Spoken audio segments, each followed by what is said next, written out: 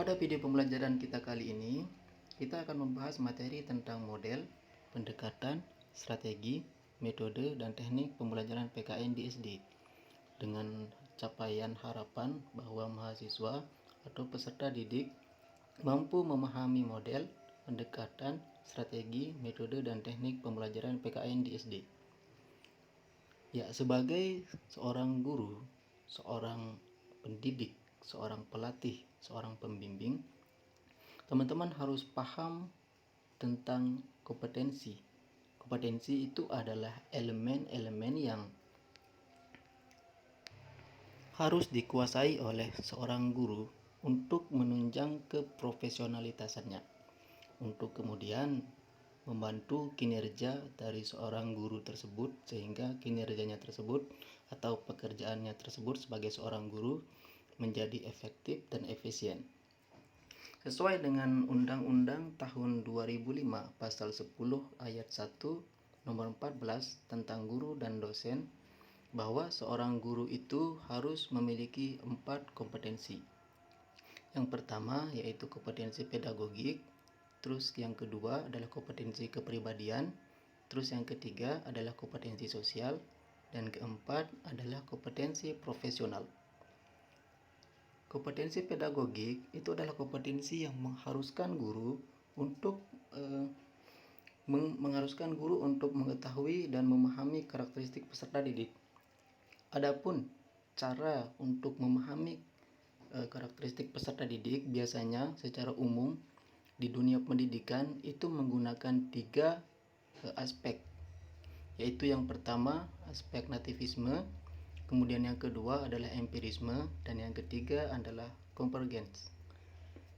Adapun nativisme itu menyatakan bahwa karakteristik peserta didik diturunkan dari orang tua atau genetik. Artinya karakteristik yang dimiliki oleh peserta didik itu turunan atau diwariskan oleh orang tuanya, sehingga ketika dia lahir sudah melekat pada diri peserta didik. Adapun orang-orang empirisme itu mengatakan bahwa karakteristik peserta didik itu dipengaruhi oleh lingkungan. Artinya lingkungan di sini adalah lingkungan sekolah, lingkungan keluarga atau pola asuh orang tua, kemudian lingkungan sosial masyarakat, dan ditambah lagi dengan pada zaman sekarang yaitu lingkungan media sosial. Kemudian ada istilah orang-orang konvergens itu menyatakan bahwa karakteristik peserta didik itu dipengaruhi oleh keduanya. Artinya nativisme juga ambil andil di dalam pengaruh karakteristik peserta didik, pun juga empirisme. Jadi menurut orang-orang konvergens itu karakteristik peserta didik itu dipengaruhi oleh keduanya, nativisme dan empirisme. Adapun tujuan dari pemahaman atau mengetahui tentang karakteristik peserta didik ini adalah untuk menentukan model pembelajaran yang akan digunakan dalam proses pembelajaran. Adapun model itu adalah kerangka kerja yang memberikan gambaran sistematis untuk melaksanakan pembelajaran agar membantu belajar siswa dalam tujuan tertentu yang ingin dicapai. Adapun pembagian dari model di sini adalah atau contoh dari model sini adalah cooperative learning, kemudian group individual learning, dan problem based learning. Kemudian selanjutnya itu adalah strategi.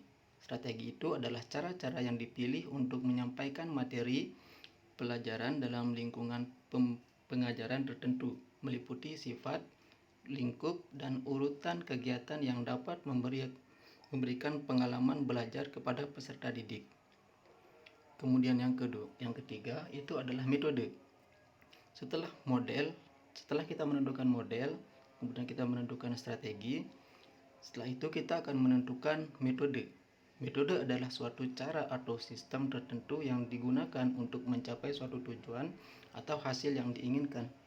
Adapun contoh dari metode ini adalah ceramah, diskusi, dan tanya jawab. Kemudian yang keempat itu adalah pendekatan.